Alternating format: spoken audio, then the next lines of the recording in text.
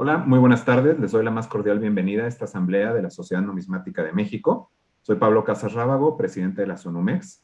Es un gusto para mí presidir esta reunión, nuestra asamblea 811, electiva del 2021. Muchas gracias a todos por su presencia. Y bueno, cabe destacar que si bien la conferencia de hoy, como siempre, será transmitida en nuestro Facebook, concluida esta, tendremos una reunión virtual exclusivamente con los socios conectados mediante la plataforma de Zoom, a efecto que se lleven a cabo las elecciones de los diversos cargos de la mesa directiva que se renuevan el día de hoy. Para el mejor desahogo del orden del día, en Zoom cerraremos los micrófonos y apagaremos las cámaras. Y bueno, retomando nuestro orden del día, pasamos al número 2, que es lectura y aprobación en su caso del acta de la asamblea anterior. Como en otras ocasiones, solicito que no se lea el acta a fin de dar unos minutos más a nuestro ponente. Por favor, si existiera algún voto o algún comentario en contra de esto, solicito a nuestros socios presentes en Zoom que lo expresen por medio del chat, para que si no hay impedimento podamos seguir con el orden del día.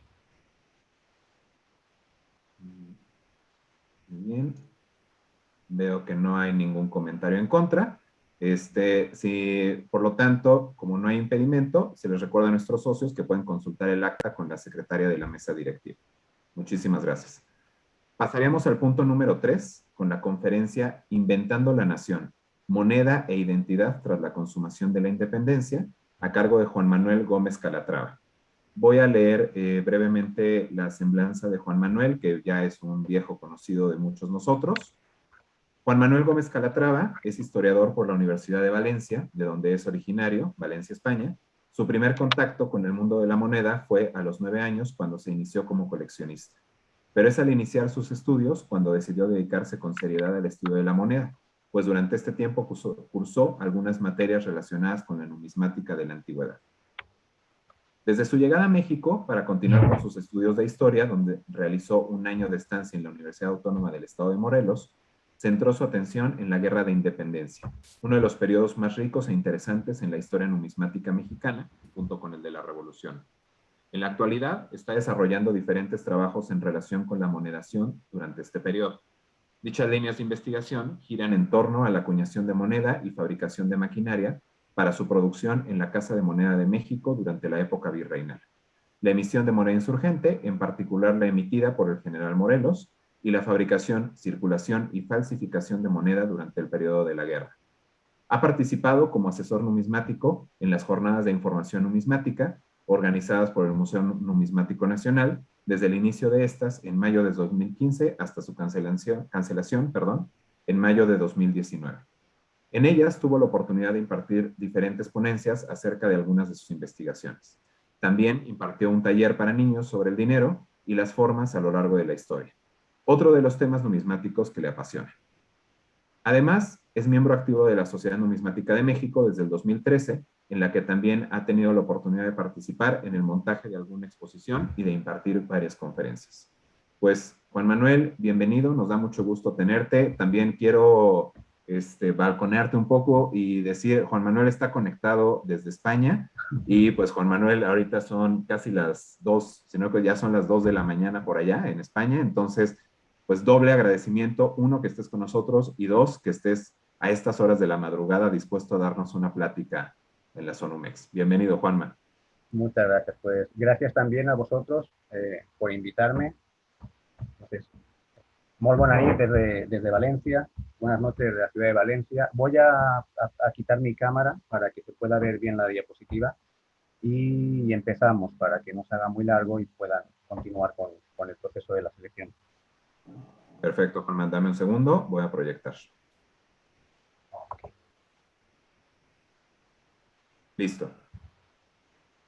Bien. El año 1801 es un año crucial para la América hispana, pues dos de los principales virreinatos se van a independizar. Uno es el virreinato del Perú y el otro, el más importante, va a ser la Nueva España, hoy México.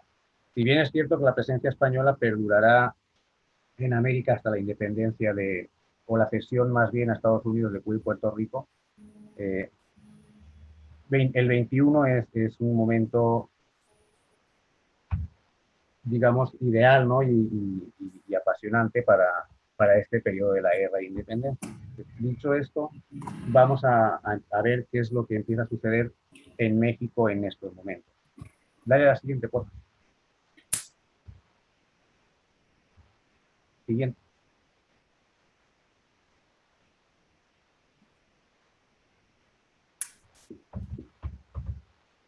Muy bien, bien. Como les decía, el 21 es un año crucial y bueno, pues se produce la independencia del virreinato más rico y más importante que posee la corona española.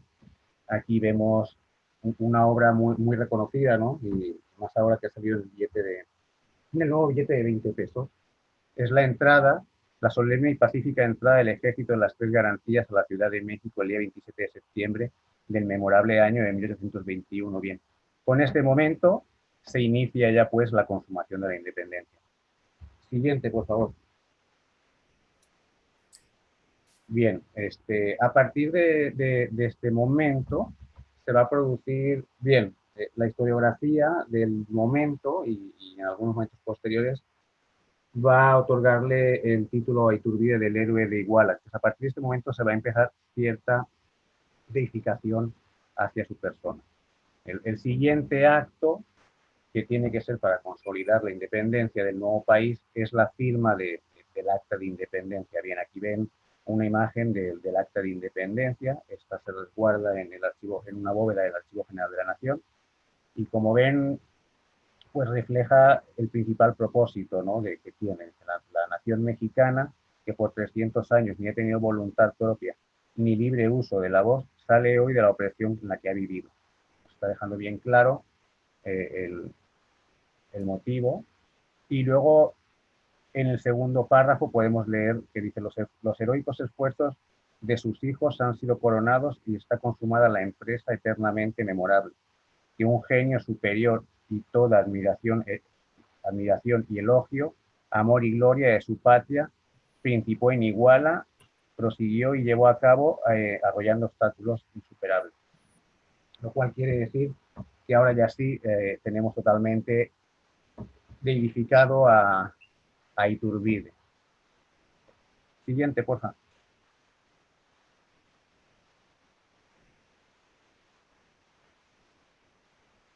Bien, aquí ven el momento de la proclamación de la independencia, el 27 de octubre del año 1822. Bien, aunque el acta en teoría siempre se ha dicho que se firma el 28 de septiembre, esto no es real, no es una realidad. Unos recientes estudios, eso se lo debo, pero se lo dejo en los comentarios porque he perdido el papelito ahora por aquí. Un historiador está realizando un estudio, no sé si ya se haya publicado o se va a publicar próximamente, de que es muy probable que el acta se firmara entre el día 2 y el 4 de octubre o tal vez el 6. Entonces, por eso el día 27 de octubre se va a hacer la proclamación, no es en ese mismo momento del 28 de septiembre. Aquí ven una imagen con la Catedral Metropolitana al fondo y en el centro de lo que hoy en día es el Zócalo, por aquel entonces la Plaza de la Constitución, un templete donde ahí Iturbide dio unos discursos y además sirve para tapar la estatua del caballito, ¿no?, la famosa estatua de Carlos IV, la que hoy está en Tacuba, frente al Palacio de Minería. La siguiente. Alexa, encender la luz. Bien, habíamos dicho que desde el primer momento que se firma el plan de Iguala y posteriormente el Tratado de Córdoba, la solemne entrada del ejército tirante a Ciudad de México, la figura de Iturbide pues va a ser considerada el liberador, el libertador, y va a haber un culto bastante importante a Iturbide. Tanto es así que cuando llegan las noticias a México de que las Cortes españolas han rechazado los tratados de Córdoba y no reconocen la independencia de México, y Fernando VII, al cual se le había ofrecido el trono, bien a él o a una persona de su familia, no acepta esto y no va a llegar a México a reinar, pues empieza a plantearse la posible entronización del libertador, como así se le conocía en ese momento. Aquí pueden ver una obra también muy conocida llamada Agustín de Iturbide proclamado emperador. Esto sucede la noche o la madrugada del 19 de mayo del año 1922. Esta calle es fácilmente reconocible, es hoy en día Platero, Madero, antigua calle de Platero, y lo que ven ahí es el Centro Cultural Banamés, el Palacio de Iturbide. Pues todos aquellos que vayan a hacer sus casas al centro de monedas será fácilmente reconocible para ellos. Bien, la siguiente cosa.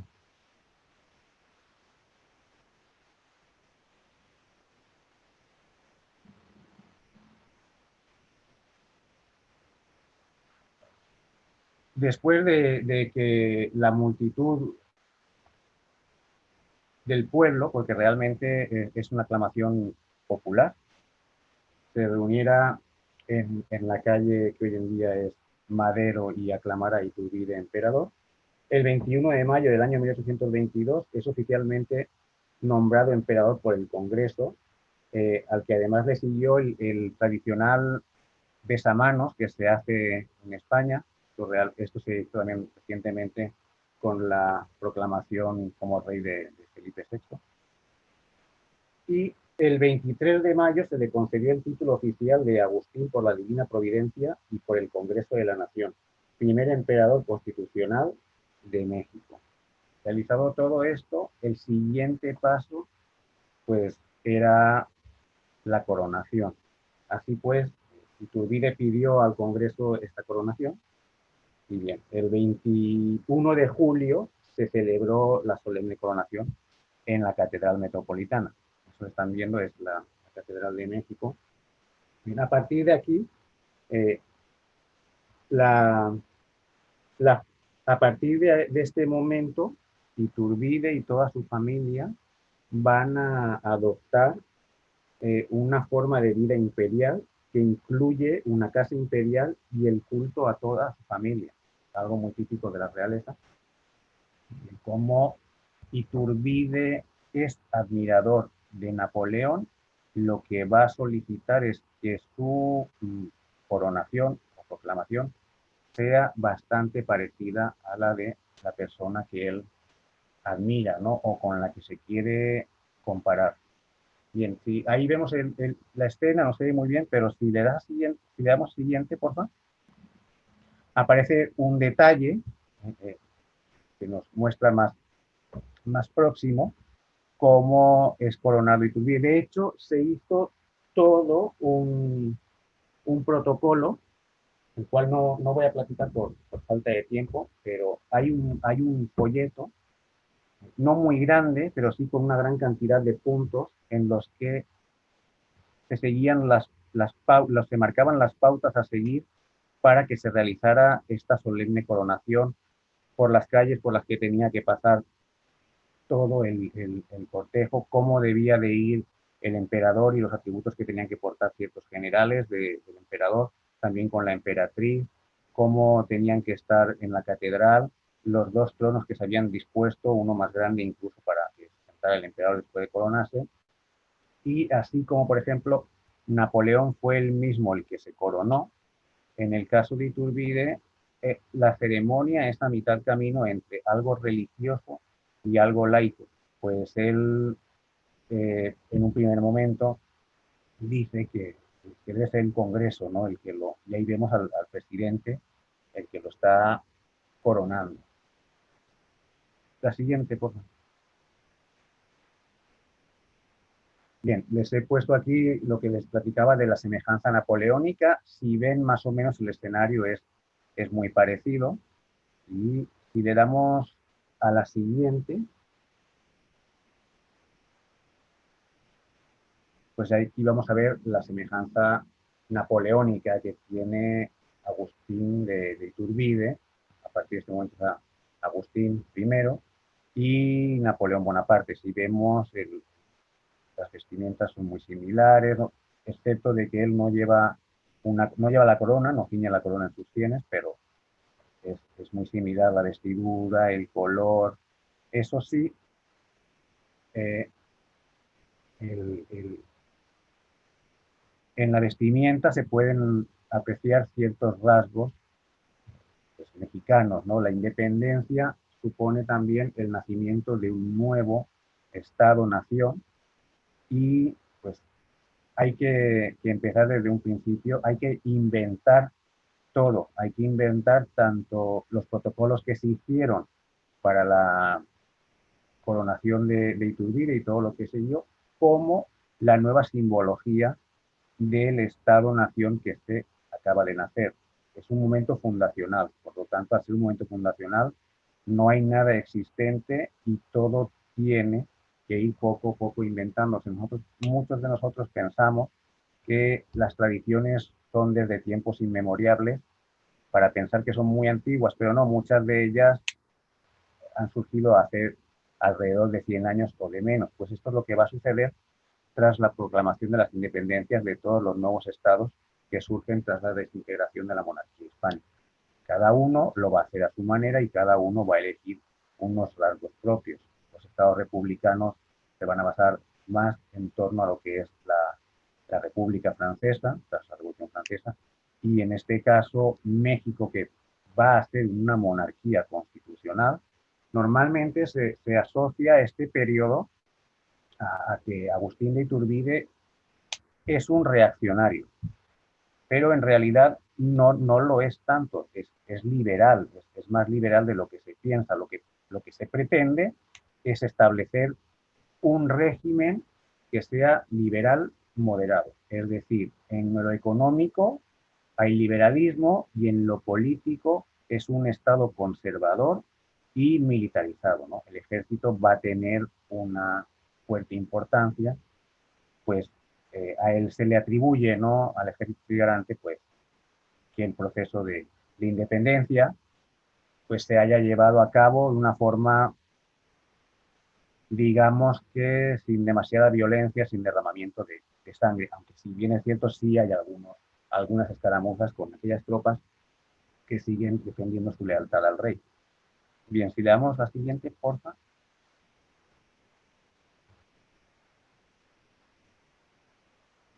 Entonces, bien, se trata de inventar él para desligarse de la tradición hispánica, pues se basa en la coronación de Napoleón, pero digamos que es en torno, hay una mezcla, ¿no? Por una parte se rechaza todo aquello que tiene que ver con los Borbones, pero algunas cosas que gustan pues se acaban adaptando, ¿no? Entonces, por ejemplo, algo muy típico también de la época colonial en México a partir de la llegada de los Borbones son aquellas medallas de proclama, ¿no? Entonces aquí vemos que se sigue la tradición, se representa en el anverso al emperador y en el reverso lo que pretende ser la nueva simbología que tiene que identificar al nuevo Estado-nación, pero principalmente a la nacionalidad que está surgiendo, ¿no? Que es algo nuevo. A partir de la independencia surge México. Siguiente, por favor.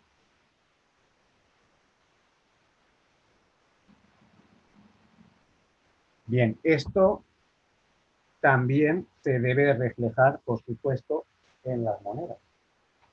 La moneda no solamente es un elemento que nos permite realizar transacciones, solamente es un objeto económico, sino también es un objeto que es difusor de las ideas.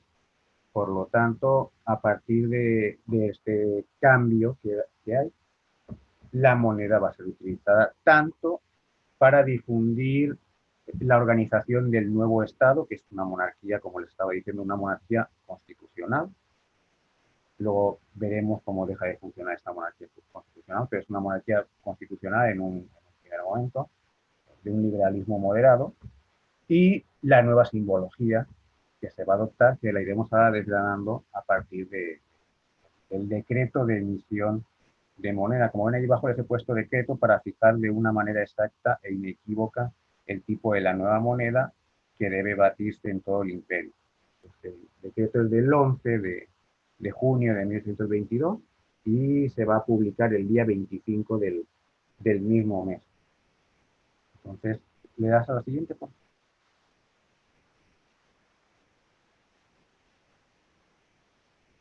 Bien, ¿qué nos dice? El decreto consta de 6 puntos.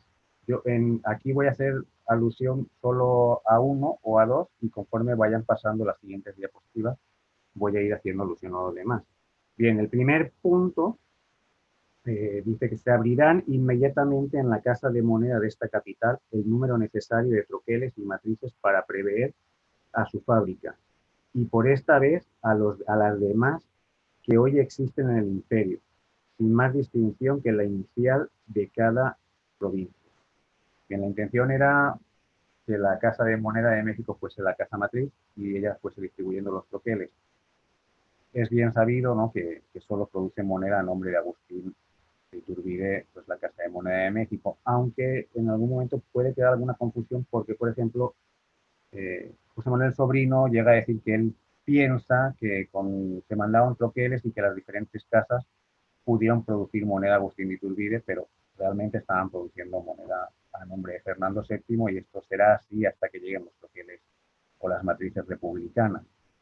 Y mientras durante el imperio se siguen emitiendo piezas con la efigie de Fernando VII y al reverso el escudo de la monarquía, no es el escudo de España. Y en el segundo punto del decreto dice, en las monedas de plata se pondrá en el anverso el busto del emperador al natural. En el exergo este lema, Agustinos Dei Providencia y al calce la fecha del año actual. En el reverso las armas nacionales, esto es el águila coronada sobre el nopal en actitud de volar y en la circunferencia la leyenda Nexici Primus Imperator Constitutionalis. Bien, como vemos, hay una gran variedad de bustos. Las tres primeras monedas que se presentan en la parte superior son monedas de 8 reales. En la parte inferior hay dos, una de oro, que es una pieza de 8 escudos, y la de su lado tiene un tamaño grande, pero es una pieza de medio real. Lo que quiero mostrar aquí es que para el poquito tiempo que duró el imperio, hay una gran cantidad de bustos. Le damos a la siguiente, por favor.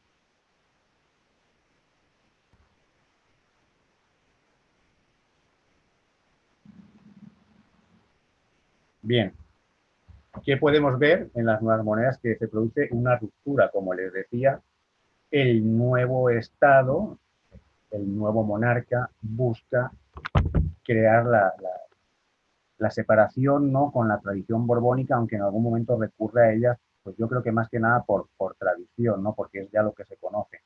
Entonces se apuntan algunos protocolos, como el que les platicaba anteriormente del besamanos, que es algo muy típico después de la proclamación de un rey en España. Entonces, vemos aquí dos piezas de 8 reales. La parte superior es el anverso de la conocida como pollito y en la parte inferior es otro anverso. Si vemos del otro lado piezas de 8 reales de Fernando VII, la primera es del año 1810, el conocido como busto imaginario, y en este caso el emperador aparece con un busto armado, ¿no?, armado bien a la forma de cómo se representaban a los emperadores romanos, y una corona de laurel que ciñe en las sienes. En la parte inferior vemos el busto de Fernando VII, ya el busto real, el busto que aprueban las Cortes de Cádiz en el año 1810, y que desde allá, desde Cádiz, se va a enviar a América para que se haga una unificación en cuanto a la representación del busto de Fernando VII, pues en un primer momento, al agarrar todo por sorpresa con la invasión napoleónica y al no tener un retrato oficial del rey, cada ceca interpreta el rey a su forma. Pues aquí lo vemos, el busto drapeado, que se llama, ¿no? Sería mostrando una especie de, también de emperador o de senador romano, ¿no?, tipo héroe también. En contraposición a Iturbide, pues lo vemos un busto totalmente desnudo, ¿no? Y de hecho el decreto nos dice que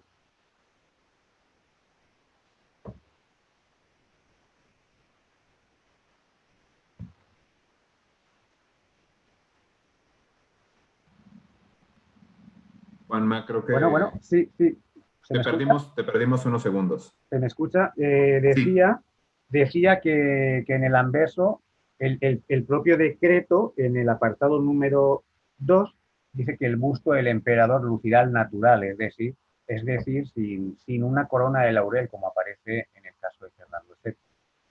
Pues bien, ¿le das a la siguiente, por favor? Bien, pero ya les había dicho que Agustín de Iturbide es admirador de Napoleón y la monarquía o el imperio que él pretende establecer se basa mucho en el imperio francés. Por lo tanto, no solamente va a tomar del imperio francés aquello que hemos visto antes de la ceremonia de coronación, que también se inventan algunas cosas para ella, y hasta incluso los documentos aparecen datados como año 1822, por ejemplo, segundo de la independencia y del imperio. Es algo también muy típico que se da con la Revolución Francesa. Entonces, para diferenciarse de la monarquía española, de los Borbones españoles, lo que hace es que el busto se asemeja más bien a los bustos napoleónicos. Hay algunos trabajos sobre las monedas napoleónicas que se emiten en Europa. Ya saben que Napoleón invadió diferentes países de Europa y en cada estado fue poniendo a un miembro familiar. Por ejemplo, en el caso de España, pues cedió la corona a su hermano José Bonaparte y tiene una semejanza en esta representación también porque se hace el busto también, como dice el decreto, al natural. Pues aquí podemos ver la comparación de una pieza, la parte superior es una pieza de Napoleón de 5 francos, cuando es primer cónsul. Esta es del año 12, está puesta la fecha, pone año 12, así no como las mexicanas que se iba a poner la fecha normal, 1822-23. Y de la parte inferior ya vemos a Napoleón, que aparece como emperador. También es del año 12, porque este marca el tránsito entre el momento que Napoleón es primer cónsul, aunque ya era cónsul vitalicio, y va a ser proclamado emperador en el año 1904. Pues si comparamos, hay cierta semejanza en cuanto a la representación de uno y de otro. Más bien, claro, es Iturbide el que va a tomar esta, esta forma de representación. Bien, si le damos a la siguiente, bien, las leyendas. Como dice el decreto, pues las leyendas son aquí las que aparecen. Y vemos que las leyendas en este caso se van a mantener en latín, lo cual era algo muy típico de la monarquía española y que va a cambiar en la monarquía española en el año 1820, con aquella revolución del 1 de enero, donde el coronel Rafael del Riego se subleva y va a pedir que se apruebe la Constitución. Este es el motivo en el que aquí en México va a iniciar la independencia, ¿no? La consumación de la independencia. Entonces aquí vemos que hay los tipos de leyendas que hay. Vemos que en uno dice August Dei Pro, Agustín por la providencia. Aquí también se marca la distancia entre lo que es por la gracia de Dios y por la divina providencia, que también es un término muy francés, ¿no? Con la Revolución Francesa se habla mucho de la divina providencia y podemos ver en muchas de las acuarelas que representan, por ejemplo, los derechos del hombre, por ejemplo, cómo aparece este ojo de la divina providencia, incluso en algunas monedas republicanas. Incluso hay una medalla de Agustín Iturbide que no la he puesto por no extenderme mucho, en el que en el reverso aparece representado este ojo de la divina providencia, y luego hay un altar en el que sobre el altar hay un cetro y está la corona y todo eso. Si le damos a la siguiente, por favor.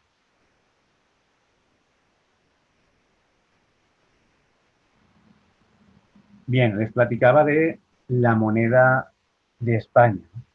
Aquí vemos ya una moneda emitida también en el año 1822, donde ha triunfado la Revolución Liberal de Riego, y vemos la leyenda es totalmente en castellano.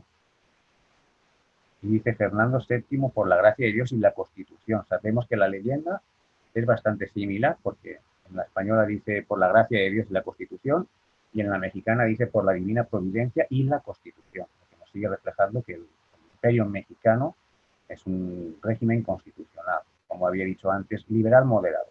No es revolucionario, pero sí hay un liberalismo y de hecho la constitución a la que está haciendo referencia la moneda es la Constitución de Cádiz, porque hasta que no se elabore una constitución, el Congreso Constituyente tiene que estar gobernando con la Constitución de Cádiz, la constitución que había sido aprobada en el año 1812 y que en España vuelve a estar vigente en el año 1820. Bien, ¿cuál es probablemente la explicación de esto, de que la leyenda no se haya castellanizado, no aparezca Agustín por la Divina Providencia? Pues es muy probablemente esto que les vengo diciendo de conservar algunas tradiciones, ¿no? En este caso, se conserva la leyenda en latín. Si hemos visto las monedas de antes, las francesas, y la leyenda aparece en francés. Pues aquí yo creo que es más por la parte que toca de que perviven algunos rasgos anteriores. Bien, si le damos a la siguiente, por favor.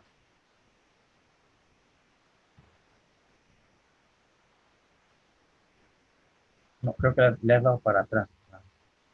Bien, en cuanto al reverso, pues aquí tenemos el reverso. Está claro que si el anverso está destinado al emperador y tiene que ver con la forma inventiva de lo que es el Estado, la forma de gobierno, el reverso va a quedar para la identidad nacional, para la nación. Vemos que lo que aparece representado es el águila, ¿no? El águila que va a hacer referencia a la fundación de Tenochtitlán. Entonces, vemos que también hay diferentes representaciones del águila. Algunos preguntan por qué hay diferentes representaciones. Pues bien, estamos hablando de que es todo nuevo, ¿no? Entonces se tienen que probar también algunas cosas, ¿no? Se va produciendo cierta, no una evolución, que esto sí se va a producir posteriormente, pero sí una forma de ver diferentes, de cómo representar de forma diferente lo que pretende que finalmente sea el escudo que va a representar a esta nueva nación, esta nueva identidad que se está creando, que ya viene de anterior, pero con este momento es cuando se va a empezar a inculcar. Vemos aquí en la primera, el famoso pollito, nada más que aparece el águila sobre el nopal. En el segundo es una pieza de 8 escudos, en la que aparece el águila coronada con el nopal, pero hay una serie de trofeos que hacen referencia a la época prehispánica y vemos una macana, unos carcá. En la parte inferior es otra pieza de 8 reales, donde el águila, el nopal está sobre el lago, que no se ve en la de oro, por ejemplo, y en la otra pertenece a una pieza de 8 escudos de oro, donde hay digamos, se junta todo un poco. El escudo aparece representado de otra forma, metido dentro de una orla, y alrededor aparecen los trofeos de los que hemos hablado ya. Bien, ¿en dónde tiene toda esta simbología su origen? Pues vamos a verlo. La siguiente, por favor.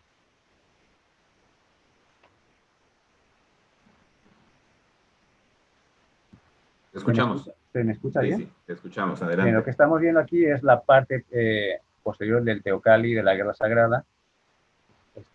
Aparece en la nueva moneda de 20 pesos.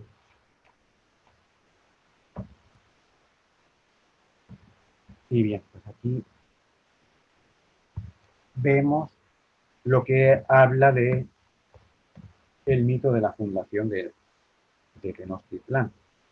Entonces, en el Teocalli se ve en medio de un ambiente acuático. En medio de un ambiente acuático se ve un águila parada sobre un nopal con tuna que nace del Tlaltecuhtli, diosa de la tierra, que representa una figura con boca y dientes. Pueden ver en la otra parte, se ve mejor que en la figura original.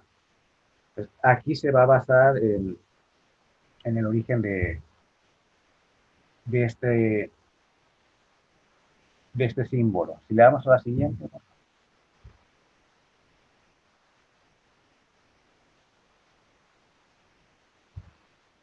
Bien, quiere decir que este mito de la fundación de la capital de los aztecas, pues va a perdurar en la época española ya, ¿no? Los españoles que en un primer momento se dedican a la destrucción de los símbolos prehispánicos porque piensan que son demoníacos o así lo dicen ellos, ¿no? Finalmente respetan lo que es el águila, ¿no? Lo que es el mito de la fundación de Tenochtitlán. Es muy probable por el privilegio que contaba la ciudad y porque ahora la nueva capital, la capital de la Nueva España, pues es la misma ciudad, pero renombrada, ¿no? Sobre sus ruinas se ha creado otra nueva. Aquí tenemos la portada del Códice de Mendoza, del siglo XVI, que fue un encargo, este fue un encargo de Carlos V, el emperador Carlos V, se le envió para que conociera a todos cómo eran sus nuevos súbditos, y en él pues vemos lo que es en el centro lo que sea la Ciudad de México, dividida en cuatro partes. Bien, ¿qué es lo que hace que perdure? Si los españoles han estado destrozando todo y consideran que la simbología es demoníaca, ¿qué es lo que se hace que este símbolo perdure? Pues más bien es la desacralización de la simbología que tiene, ¿no? Deja de ser un símbolo guerrero, deja de ser un símbolo prehispánico y es adoptado por los españoles una vez que el emperador Carlos V concede en el año 1523 el escudo de armas de la Ciudad de México. Como ven aquí aparece un castillo, unos leones, simbología hispánica, pero también unas águilas. Y así le damos a la siguiente, por favor. Bien, esta adopción española, pues en teoría lo que hace es que se desacraliza la simbología prehispánica, pero se vuelve a sacralizar y toma un contenido político religioso. Político porque es adoptado como enseña de la Ciudad de México y luego el sello de la Ciudad de México lo va a tener. Y religioso porque también algunas órdenes lo van a adoptar. En algunos conventos franciscanos de Yuriria, por ejemplo, y de algunos lugares, podemos observar esta representación del águila. Entonces, es finalmente que por eso este símbolo se va a salvar y va a trascender hasta nuestros días. Bien, aquí, siguiendo con la adopción española, vemos una imagen de la Plaza Mayor de la Ciudad de México, que en ese momento se llamaba así, hoy en día la Plaza de la Constitución, pero en aquel momento así se llamaba. Y lo que estamos viendo ahí es una imagen del año 1600, bueno, una pintura del año 1695. En el fondo todavía podemos ver el Palacio Virreinal, hoy Palacio Nacional, que está derruido por el motín que hay en el año 1692. Y aquí en primer plano estamos viendo el Parián y un poquito más arriba un mercado en el que en el centro se ve una fuente. Pues bien, después de la siguiente, por favor. Sobre esa fuente había esta, esta figurilla de bronce. Por lo tanto, vemos que la simbología no solamente es conocida por religiosos o desde el ámbito político, sino es una figura que popularmente es conocida, ¿no? La tenemos ahí en el pleno centro, en el lugar más bullicioso de la Ciudad de México, el lugar donde sirve para hacer transacciones, para todo, para los festejos, para cualquier tipo de ocasión se acude principalmente a la Plaza Mayor.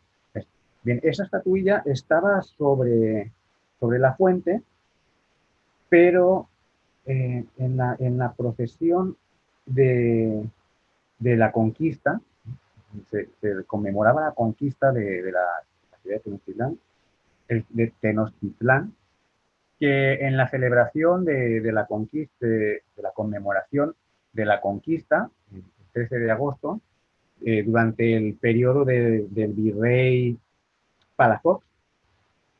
Bien, esta figura, bueno, él ve que hay ciertas representaciones, ¿no? En todos los adornos que hay en esta conmemoración y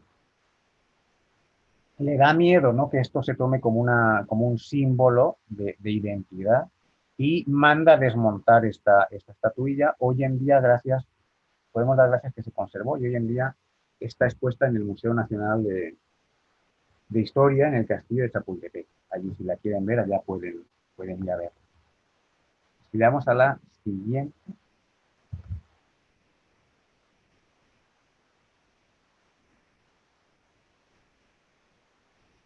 Bien, les decía que el símbolo se había sacralizado y había tomado connotaciones políticas y religiosas, por eso había perdurado, y era bastante conocido, porque como les estaba diciendo, en la época que nos narra, hay una narración de cómo es esta conmemoración el 13 de agosto, durante la época del Virrey Palafox. Sigue vigente, es muy conocido porque en los adornos de la ciudad está, y por lo tanto es algo que ha creado una identidad, ¿no? Desde el mismo momento de la conquista, se empieza a forjar una identidad diferente a la española, ¿no?, o a la hispánica. Todos aquellos nacidos en América empiezan a sentirse propios del territorio, sobre todo más cuando hay una serie de publicaciones que denostan lo que son los territorios americanos, lo que son no solamente el territorio, sino la gente que en ellos viven, los indígenas, la fauna, la flora. eh, Dicen que todo es inferior, que todo es más pequeño. Entonces, esto hace revelarse a ciertos autores que empiezan a publicar historias de cada uno de los territorios. En México, por ejemplo, una de las más conocidas, ya en el siglo XVIII, va a ser la de...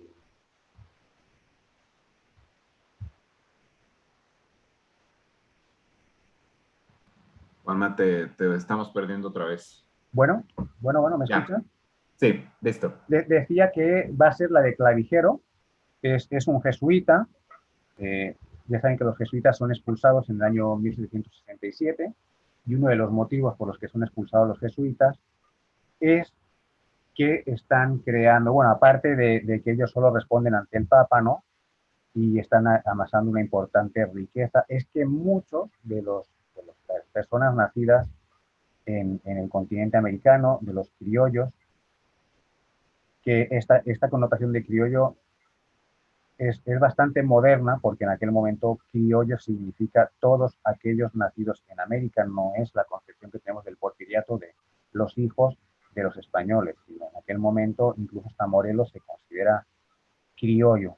Entonces, muchos de estos criollos, de estos americanos, eh, están creando una conciencia, una identidad diferenciada a la española, y ya les digo que con la obra de historia de México, escrita en italiano, de Clavijero, pues vuelve a resurgir este sentimiento americano y se va a ir manifestando cada día más, y cuando llega el momento de la independencia, se va a recurrir de nuevo a aquellos simbología prehispánica, considerada americana, por supuesto, porque es originaria del continente o de la región, en contraposición a la española, y es de nuevo cuando los insurgentes vuelven a agarrar esta simbología y la vuelven a sacralizar ellos de una forma diferente para que sea su identidad nacional. Digamos que es establecer lo que va a ser el ombligo entre lo que va a ser el México independiente, o el México que ya está buscando su independencia, aunque en este momento no se va a conocer como México, ¿no?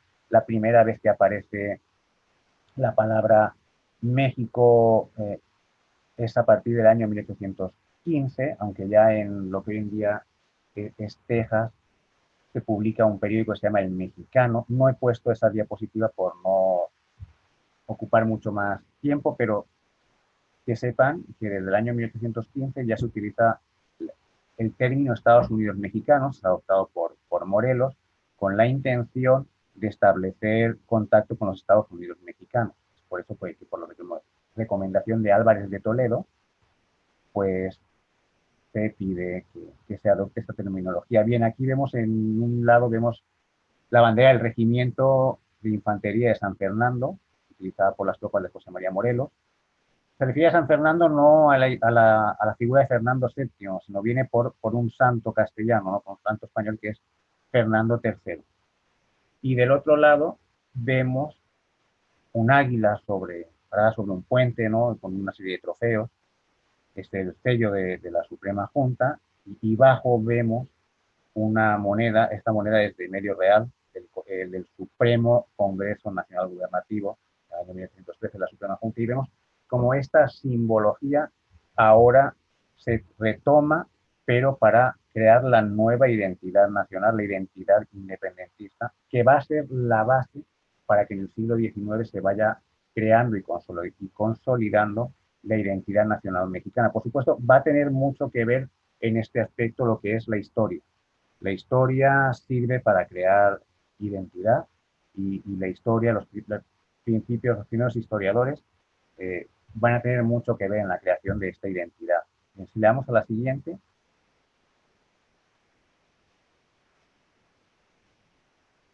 Bien, en cuanto a la moneda de cobre, no me voy a entretener mucho tiempo en esto porque ya vamos un poquito retrasados de tiempo, pero les decía, no les he dicho, que lo he dejado aquí para lo último, que además de moneda de plata y de oro, se plantea fabricar una moneda de cobre, pero no se va a llegar a emitir en este momento. Y bien, se lee bastante fácil aquí en la propia pantalla, dice, las monedas de cobre tendrán en el anverso un asta y sobre ella el gorro, símbolo de la libertad. Que me detengo aquí por no seguir, pero bueno, pues, si estamos viendo, estamos hablando de una monarquía y pretenden poner en el anverso de la moneda lo que es, sí, el símbolo de la libertad, ¿no? El gorro mal llamado frigio sobre el asta, pero también es un símbolo republicano, lo adopta la República Francesa tras su proclamación en el año 1792 y las posteriores repúblicas hispanoamericanas que van a surgir con la independencia. Entonces, si vamos a la siguiente. Bien, aquí vemos lo que es el asta de la libertad. Esto es un dibujo y, bueno, es una acuarela. Y sobre ella vemos el gorro de la libertad, es el símbolo republicano. Entonces, ¿por qué no se lleva la emisión de esta moneda? Claramente es una contradicción, ¿no? Entonces, si por una parte estamos hablando de ensalzar al héroe de Iguala, como en aquel momento se le llama y se ha divinizado y se ha heroizado, y además él es muy consciente de eso porque incluso en las representaciones que se dan en ese momento y incluso en la historia que se va a dar, que se pretende en ese momento, Carlos María de Bustamante ya está sacando a la luz su primera tomo sobre su cuadro histórico y el propio emperador le va a llamar la atención de que está diciendo, oye, estás aquí ensalzando las figuras de Miguel Hidalgo, de Morelos, pero aquí el consumador soy yo, incluso si vemos algunas representaciones o representaciones posteriores de los años 30, 36, 37, cuando intenta rehabilitarse en la época santanista, intenta rehabilitarse la figura del emperador, vemos en algunas en las que sí aparece junto a Hidalgo, pero en otras vemos que no aparece Guerrero, y Guerrero pues también está ahí, ¿no? También es mérito de él. De hecho, Vicente Guerrero no firmará el acta de independencia, en cierto modo está marginado, se achaca que el triunfo y el éxito es solamente de Agustín de Iturbide, por lo cual esto él se lo llega a creer bastante, lo llega a tomar de una forma muy, muy personal. Y este va a ser uno de los motivos por los que va a suspender el Congreso y va a gobernar de una forma, pues, despótica, ¿no? Se va a decir posteriormente, que es la fama que finalmente ha perdurado hasta nuestros días. Si le das a la siguiente, por favor, Pablo. Bien, aquí vemos ya en época republicana, aquí vemos una pieza de 8 escudos de la Seca de México del año 1823, donde vemos con una mano que sujeta el asta y el gorro frigio, algo que también se puede ver en algunos escudos hispanoamericanos, ¿no? Pues el primero que me viene a la cabeza es el de la República Argentina, y va a aparecer también en muchas monedas. Entonces, es el motivo, ¿no?, de la no emisión de esta pieza, porque es algo impensable, ¿no?, que en un régimen imperial, un imperio es un régimen monárquico, aunque sea liberal, moderado, como les he dicho, porque conjuga lo que es el liberalismo económico con el conservadurismo político y la militarización, pero pues es un símbolo republicano, no tiene cabida. La siguiente, por favor.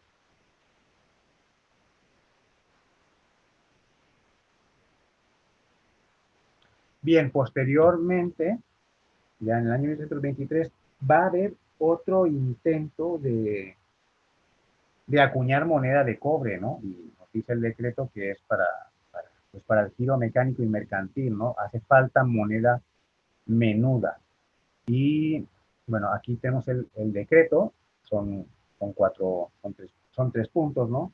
Y en él nos viene la descripción de cómo tiene que ser la moneda. Ahora sí, aquí en el anverso ya iba a aparecer la imagen de Iturbide, ¿no?, que era lo más normal, puesto que es una monarquía, y las leyendas haciendo alusión al emperador, como las monedas de plata. Y en el reverso iban a aparecer los valores de cada denominación, ¿no? Entonces, pues ahí dice en el punto número 2, bueno, el punto número 1 dice que el gobierno queda autorizado para mandar a acuñar 500.000 de pesos de cobre con la correspondiente liga de calamina. O sea, no es una moneda totalmente en cobre, se le añade un poquito de calamina. Se dice que esto es para evitar la falsificación. No sé yo qué efecto tendría sobre evitar la falsificación, pero bueno, eso es lo que... Y luego dice que el valor representativo de cada moneda será atribuye, o digamos a cada denominación le pone un tamaño que corresponda a una moneda de plata, ¿no? Entonces dice, una moneda, dice, el valor representativo de cada moneda será una moneda del tamaño de una a 4 de plata. Dice, representará una cuartilla, una peseta el octavo, tendrá el tamaño de una peseta, que es la moneda de los reales. La del real será el 16avo y la del medio el 32avo. Y luego lo que les decía, en el punto 3, pues ahí nos está diciendo que el anverso se le pondrá el busto que lleva la moneda de plata y en el reverso la inscripción numérica de su correspondivo valor. Bien, este decreto es del 23 de enero del año 1823, pero no va a ser efectivo, ¿no? Otra vez nos vamos a quedar sin moneda de cobre, pues ya saben que Iturbide va a abdicar en el 19 de marzo del año 1823.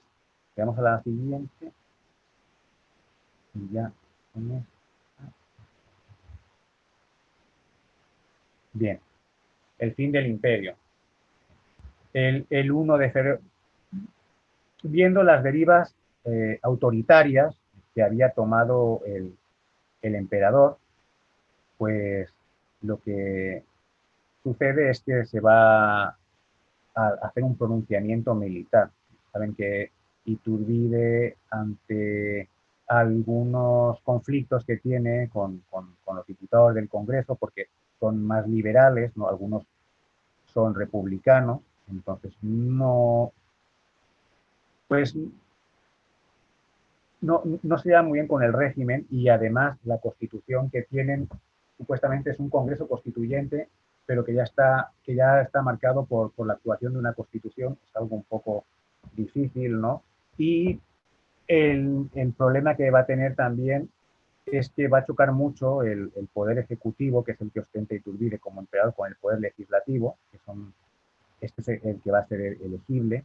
Y en México va a chocar mucho más que en España. En España sucede esto también, este choque, porque al Poder Ejecutivo, tanto en España como en México, pues es la misma Constitución, se le da el derecho a veto por 3 ocasiones. Entonces, hay ciertas iniciativas que Iturbide la veta por 3 veces y esto, pues finalmente va a hacer que haya una ingobernabilidad y opte por liquidar, cancelar el Congreso, que es lo que finalmente le va a pesar mucho en el punto de vista que se tiene en mayoría hoy de él.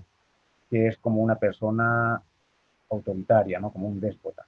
Entonces, ante la situación que se ha dado y la falta, digamos, ahora sí, de un régimen constitucional, porque está abolida la Constitución que le molesta y el Congreso, pues se da un pronunciamiento militar en, en un lugar que es un polvorín, es un depósito de armas, conocido como Casamata, a las afueras de la ciudad de Veracruz, y cuyo propósito les he puesto nada más 2 artículos. Dice, siendo inconcluso que la soberanía reside esencialmente en la nación, se instalará el Congreso a la mayor brevedad posible. Una de las demandas es eso, que vuelva a haber un régimen liberal o liberal moderado que había sido suspendido y que ahora Agustín estaba gobernando de una forma autoritaria. Aquí les he puesto la imagen del principal artífice de este plan, que es el 1 de febrero del año 1123, Antonio López de Santa Anna, y ya con esto terminamos. Me hubiese gustado poderme explayar en algunas cosas más, como es el ritual de coronación de Iturbide, pero el tiempo manda. Pues muchas gracias por su atención. Como probablemente no va a haber tiempo para las preguntas, si quieren dejar las preguntas en Facebook y yo poco a poco iré respondiéndolas. No sé lo que piense aquí Pablo, el presidente. Muchísimas gracias, Juanma. No, y bueno, nuevamente ahora en público una disculpa por lo apresurado del tiempo. Desafortunadamente, o bueno, afortunadamente tenemos el día de hoy una elección intermedia de mesa directiva en esta misma asamblea. Te agradezco sin duda tu generosidad en tiempo, en conocimiento y sobre todo esta parte de las preguntas. Efectivamente, a diferencia de otros momentos en los que leemos sus preguntas tanto de Zoom como de Facebook, en esta ocasión Juan Manuel directamente nos hará favor de responderlas en Facebook. Y bueno, obviamente queda la puerta abierta para una invitación posterior, sin tanta prisa, para que puedas darnos una charla con el tiempo correspondiente sobre varios temas que se quedan en el tintero, ¿no? Pues muchas gracias, esto es todo por mi parte. Muchas gracias a ustedes, a ti Pablo, a la Sociedad Numismática por invitarme. Bien, es un poco tarde aquí en España, ya son las 3 de la mañana, pero bueno, contento, agradecido y bueno, pues muy buenas noches a la Ciudad de México, un abrazo muy fuerte a todos los compañeros que nos ven desde México o desde cualquier otro punto de habla hispana. Y bueno, aprovecho la ocasión también para felicitarlos, ¿no?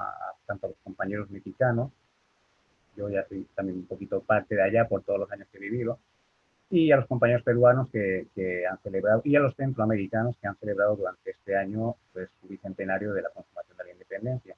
Con esto me despido. Muchas gracias, muy buenas noches. Molt bona nit desde la ciudad de Valencia.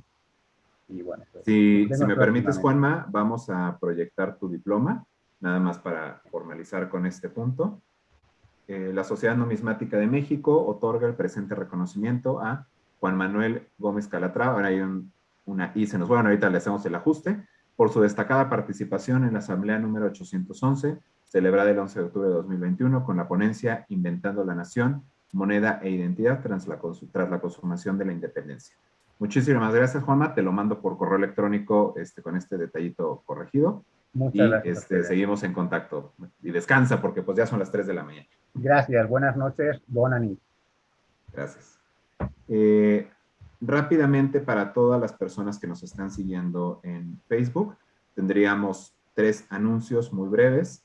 El primero es recordarles sobre la medalla de socio. Digo, también esto es para los socios que están conectados en Zoom, que la pueden adquirir mandando un correo a info@sonumex.org.mx. Te pediría, Fer, si podemos proyectar la imagen de medalla de socio. Esta es la medalla de socio, como ya la habíamos presentado en la ocasión anterior.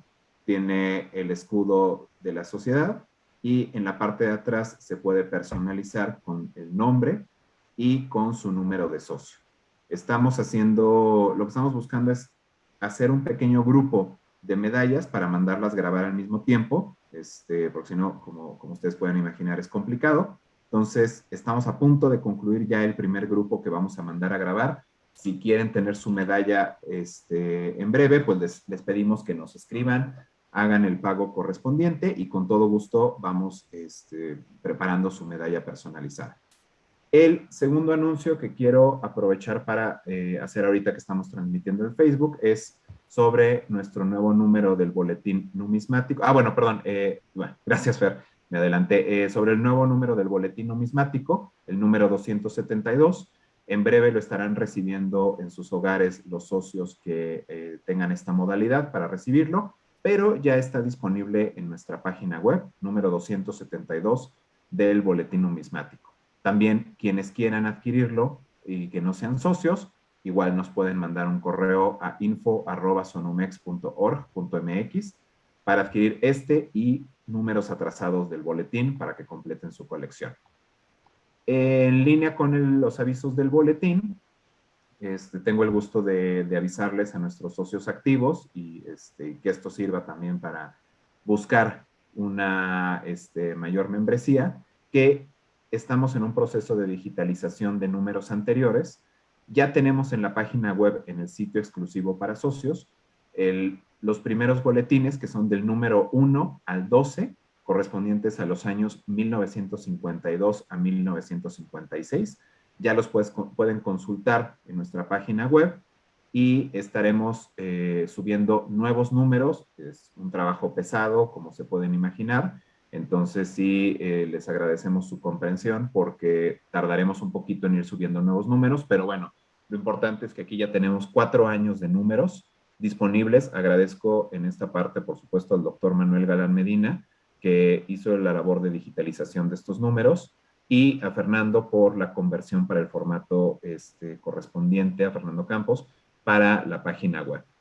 Muchísimas gracias. Con esto daríamos por concluido a la parte pública de la asamblea. Cerraríamos nuestra transmisión en Facebook, invitándolos a que pongan todas sus preguntas a Juan Manuel, a nuestro expositor del día de hoy, en la transmisión de Facebook, y él en breve, ya en unas horas, pues les podrá dar respuesta a todas sus dudas y comentarios. Muchísimas gracias a todos. Pasamos a el punto número 4, que es la elección. Cerramos la transmisión en Facebook.